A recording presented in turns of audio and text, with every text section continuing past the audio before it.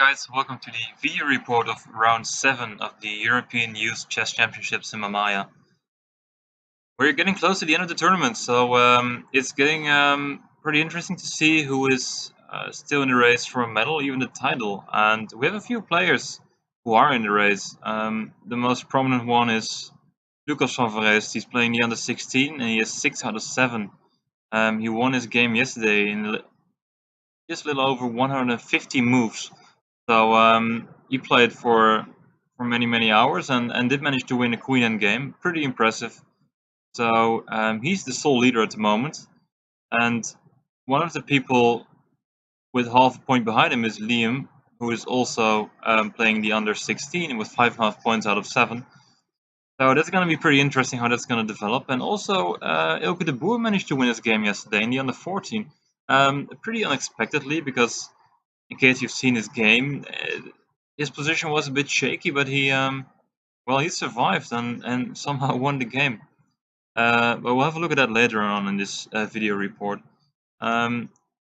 Unfortunately, He-Chan didn't manage to beat the tournament leader at that moment, so he lost yesterday and he's at 5 out of 7. Still not a bad score, but it's not going to be enough to get the title. But still, winning 2 games might get him very close. So let's hope he'll do well. And well, the others, they can still fight for a nice rank this tournament, but it's going to be difficult for them to get close to the medals. But you know, we'll see what happens. So today, Lucas, Liam, and Eelke are the most important games to keep an eye on, I guess, because they have huge chances to get the title this year. So well, we'll see what happens in their games today. So what I want to show you is the game from Eelke. He played against Mis, and well, Eelke is quite known for his crazy style, not always in his favor, but well, he can handle these kind of positions. So the position just opened up a few moves ago, and here Eelke wasn't really aware of what Black was threatening, so he played the move knight c3, which looks very logical, and taking both b5 and d5. However, he missed this very nice move knight g4, which is threatening mate on h2, and also attacking the bishop on d4. So nice discovered attack here by Black, and it's Eelke's job to try and well, keep his position together. He had one chance, so he played e5. That was a good move. Knight d takes e5. So if white takes on g4, you just get the same problem. Knight takes g4, so white just won a piece. But black is going to win back the bishop on d4 because white needs to stop queen h2 checkmate. So this is quite bad for white. Instead, he only has one move, and the position is quite complicated. So I can imagine you want to replay this on the chessboard yourself and have a look. So in that case, you will have the PGN below this video. But I'll try to briefly show you what happened. By the way, I would love to have Eelke here to show me, but he's quite busy preparing, as you might imagine. So I won't bother him too much with this.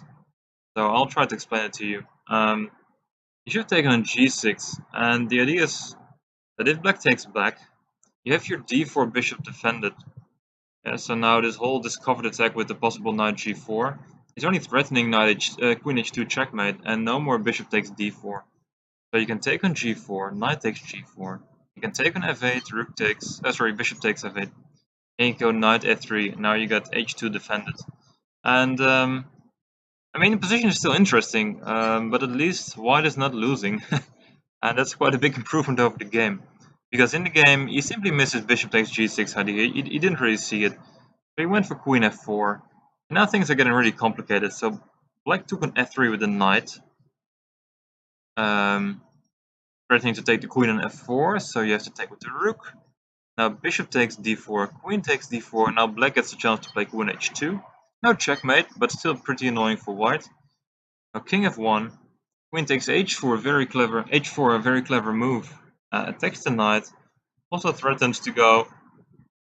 It's getting very windy here. My apologies for that. Threatening knight h2 to win the queen on d4 as well. And well, now white is in serious trouble, so he played queen f4, and Here I think black would have played the easy queen h1 check. King e2, simply take the rook on a1. Of course white can try to find some counterplay with bishop takes g6.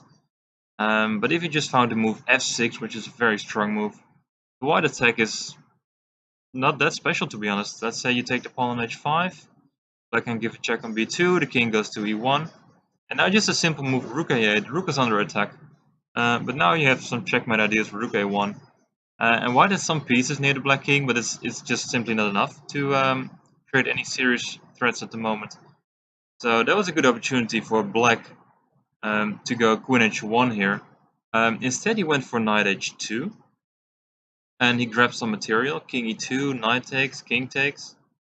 And the white king is just being played with, basically. It's just being chased all over the board, king e3, now even d4. But black is just a bit too optimistic, and he'll just take with the king on d4. It's nice, just put his king in the center. I mean, who cares? Rook d8, the king goes back. Rook to e8, knight e4, and now white has a lot of pieces protecting the king, and black is just running out of steam a little bit. The queen on h4 is a bit awkward because it doesn't really have any square to go, and the bishop is pinned, so it's quite difficult for black to play the position, and it didn't really take long for black to make some serious mistakes. I'll just show you the rest of the game.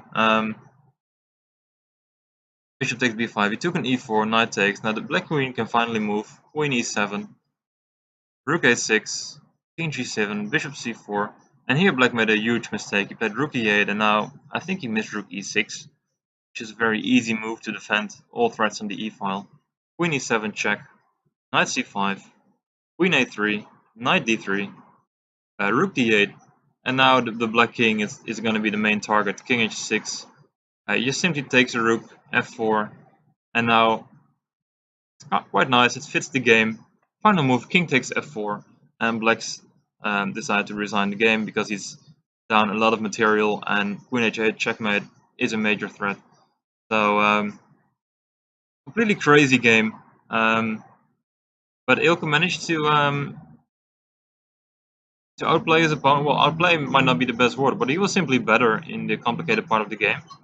So with this game, he took shared first place, and he already played his co-leader. So yeah, it's gonna be a race for the title now, but still plenty of strong opponents to play. So yeah, we'll wish him all the best of luck for the rest of the tournament, and also to the others, of course, not only the title candidates, but also all the other players. Hope they do well. 2 more rounds to go, so let's hope they can fight and score a few points. As mentioned, I'll put this game below the video, so you can just replay it yourself and discover some crazy lines. It's really fun.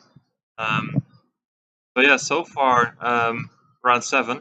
Round 8, round 9, the reports might become a bit difficult because we don't have too much time between round 8 and round 9, because round 9 starts a bit earlier. I'll try my best, but no promises. So hopefully see you again in the next video reports. And for now, I want to thank you for watching, and goodbye.